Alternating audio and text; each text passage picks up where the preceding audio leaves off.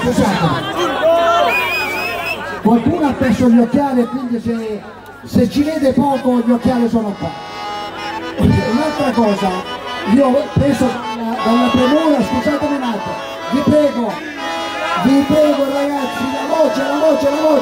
Allora, io devo solo ringraziare il service, che sono stati bravissimi, hanno fatto un bel lavoro, vi ringraziamo di cuore, siete stati professionali, avete dimostrato che ci sapete fare.